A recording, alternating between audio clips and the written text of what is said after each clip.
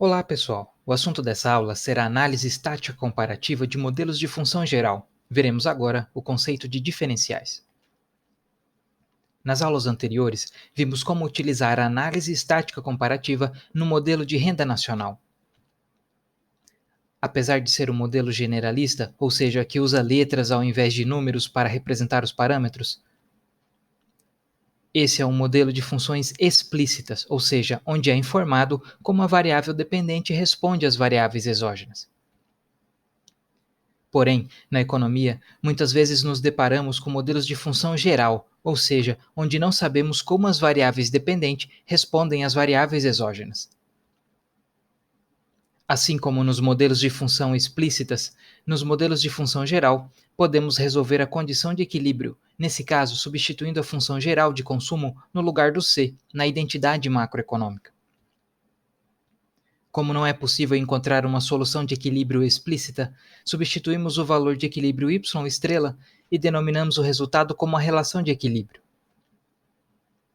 Um dos exercícios de estática comparativa que podemos fazer é verificar como que variações nos impostos T0 afetam a renda de equilíbrio y estrela. No entanto, as técnicas de diferenciação que vimos até agora não contabilizam os efeitos indiretos que os impostos causarão na renda de equilíbrio, pelo fato de não conseguirmos isolar a variável renda que aparece na função consumo. Para isso, aprenderemos as regras de diferenciação total. Antes de aprender as técnicas de diferenciação total, veremos o conceito de diferencial. Até agora, havíamos tratado a razão dy dx como o operador de derivada. A partir de agora, trataremos como uma razão entre duas quantidades. Lembre-se de que a derivada é o limite do quociente de diferenças. Agora, se isolarmos a quantidade dy, obteremos a variação exata de y dada qualquer variação de x, dx, em um determinado ponto. As quantidades dy e dx são denominadas diferenciais de y e de x, respectivamente. Elas são aproximações de ΔY e de ΔX. Para ilustrar a aplicação de diferenciais à economia, vamos considerar a noção de elasticidade de uma função. Considere uma função demanda, Q igual a f de P. A elasticidade mede a resposta percentual na variável dependente, dada a variação de 1% na variável exógena. Em nosso exemplo, a elasticidade preço da demanda mede a variação percentual na quantidade demandada, dada uma variação de 1% no preço. Ela pode ser calculada como mostra o último termo, sendo a razão das variações da quantidade e do preço dividido pela razão da quantidade e do preço. Podemos então usar as diferenciais no lugar das variações.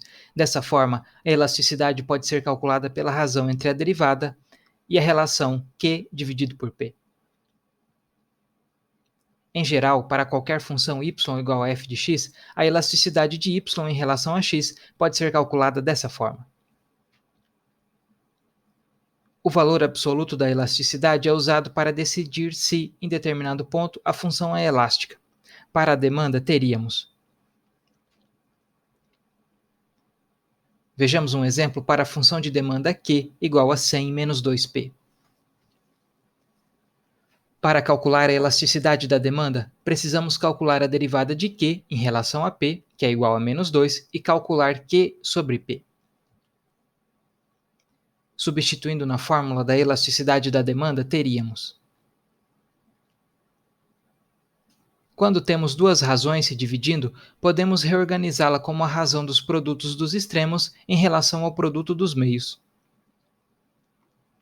Reescrevemos o denominador para que possamos cortar o 2 do numerador. Chegamos à expressão da elasticidade preço da demanda para essa função. Para diferentes pontos, a função apresenta elasticidades diferentes.